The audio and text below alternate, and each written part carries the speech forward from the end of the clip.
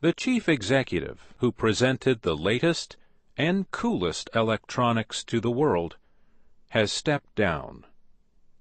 Steve Jobs announced his resignation as head of Apple in a letter last week. He wrote, "I have always said, if there ever came a day when I could no longer meet my duties and expectations as Apple's CEO, I would be the first to let you know. Unfortunately, that day has come." Steve Jobs and Steve Wozniak started Apple Computer in 1976. The company sold a new kind of electronic device, the personal computer. Apple Computer grew more quickly than anyone could have imagined.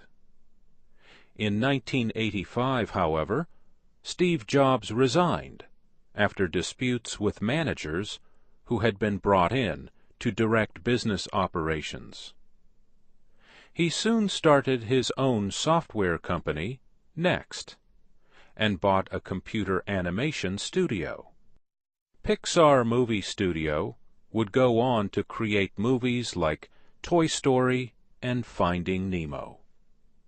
They are two of the most successful animated films ever made.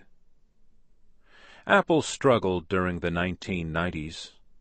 Many products failed. The company began losing money, and its stock price sank.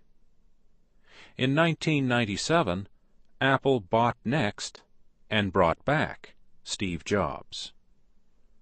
Apple used software developed at Next to create the Mac OS computer operating system. The next year, Apple became profitable, and a series of highly successful products followed. In 2001, Apple released the iPod, a digital music player. The iPhone arrived in 2007. Apple has also been a leader in online marketing. The iTunes Music Store sells songs for download. The App Store sells applications for computers and mobile devices. As Steve Jobs has noted, trial and error has always been part of the Apple model.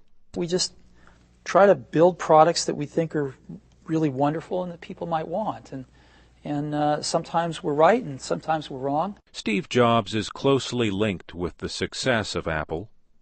Investors were scared when he announced he had an operation for pancreatic cancer in 2004.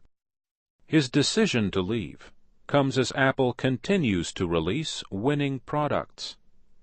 Apple sold over 4.5 million iPads in the first 3 months of this year. The company holds the largest share of the growing tablet computer market.